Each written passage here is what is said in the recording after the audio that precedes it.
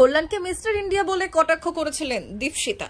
এবার দীপশিতাকে miss universe বলে কটাক্ষের সুরে কল্যাণ বন্দ্যোপাধ্যায় কি বললেন শোনাবো। তিনবার আমি সাংসদ হয়েছি আপনাদের আশীর্বাদে, আপনাদের সহযোগিতায় এবং ভারতবর্ষের পার্লামেন্টে 15 বছর ধরে দীর্ঘ লড়াই চালিয়েছি আমি।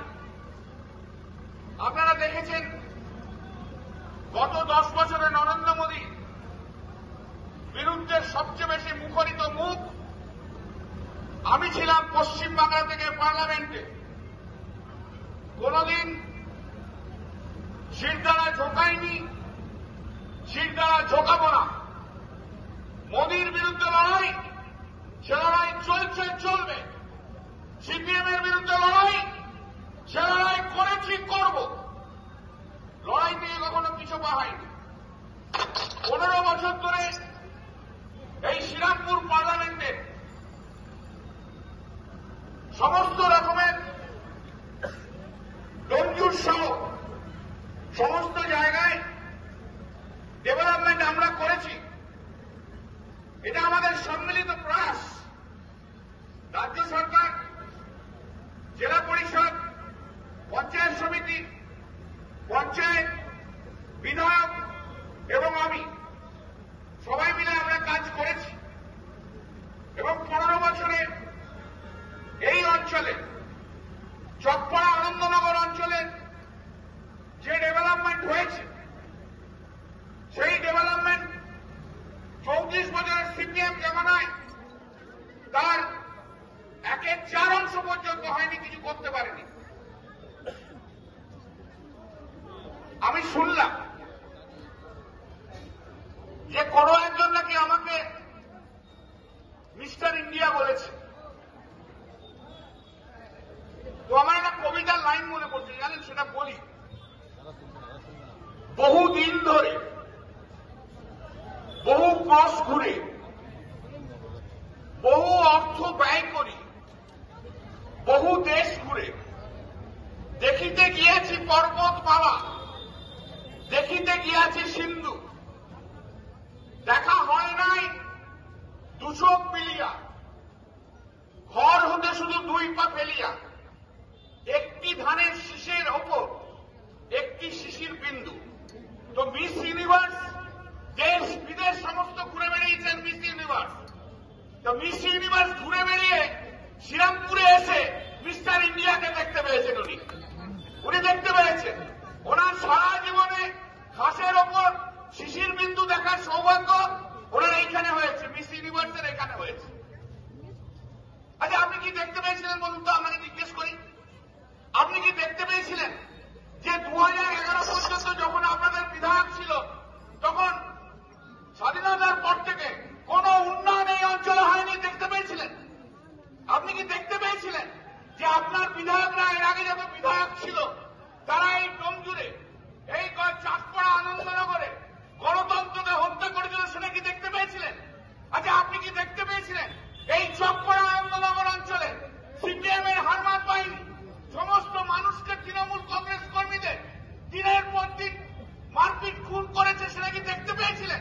আচ্ছা, আপনি কি দেখতে পেয়েছিলেন যে নন্দীগ্রামে 50 জন মহিলাকে 2007 সালের সন্ধ্যে 6টা থেকে সকাল 6টা পর্যন্ত 40 থেকে 50টা মহিলাকে সিপিএম এর কমরেডরা ধর্ষণ করেছিল? সেটা কি দেখতে পেয়েছিলেন? দেখতে পেয়েছিলেন কি সারারের প্রাথমিক চিকিৎসালয়?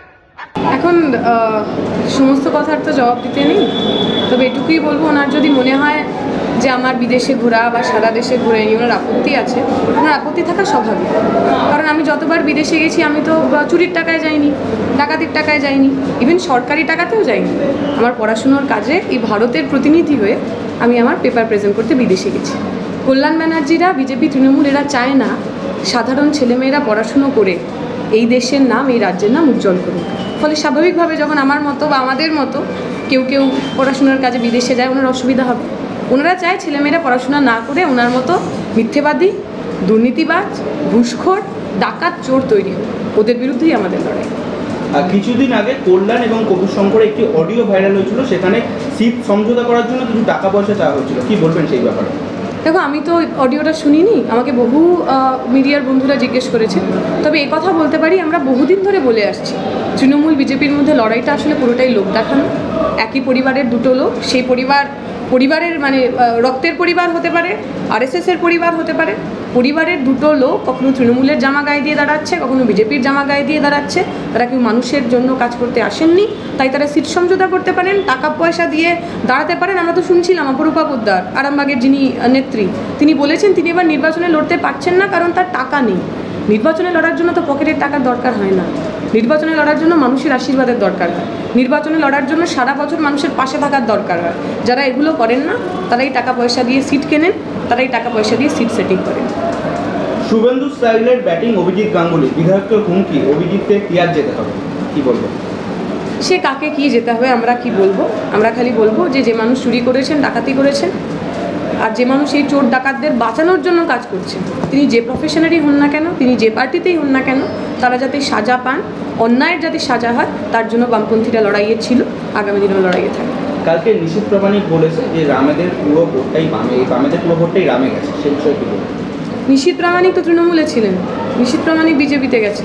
উনি আগে নিজেরটা দেখুন, ওনার তো রাজনৈতিক কোথা থেকে উনি শুরু করেছেন এবং কোথায় গিয়ে শেষ করছেন তার কোনো গ্যারেন্টি নেই। এবং ওনার যা আমি যা শুনেছি, ধর্ষণ থেকে শুরু করে রাহাজানি, লোককে মারা, গুন্ডামি, বিভিন্ন ধরনের অভিযোগ ওনার বিরুদ্ধে রয়েছে। তাই ওনার কথার উত্তর আমি দেবো না। তবে শুধু এইটুকু বলছি, ওনারা 2019 সাল থেকেই নাটকটা শুরু করেছেন বামপন্থীদের গিয়ে বোঝানো, বামপন্থী যে সাধারণ মানুষ যারা বামপন্থীদের ভোট করে তাদের গিয়ে এই কথাটা বলা যে আগে রাম পরে বাম। অনেক মানুষ হয়তো ভুল বুঝেছিলেন, কিন্তু মানুষ বুঝতে পেরেছেন ওই বিজেপিতে যারা গেছে তারা সব কটা তৃণমূলের সবচেয়ে বড় লম্পট, সবচেয়ে বড় গুন্ডা, সবচেয়ে বড় অত্যাচারী মানুষগুলো, তারা এবার আর ভুলবেন না। তাই এই মিথ্যে কথা, এই কটু কথা, এই ষড়যন্ত্রের চেষ্টা আপনি আর করবেন না। বামপন্থীরা তৃণমূল বিজেপি দুজনেরই স্বরূপ জানে, বামের ভোট বামেই থাকবে, অন্য কারোর কাছে যাবে।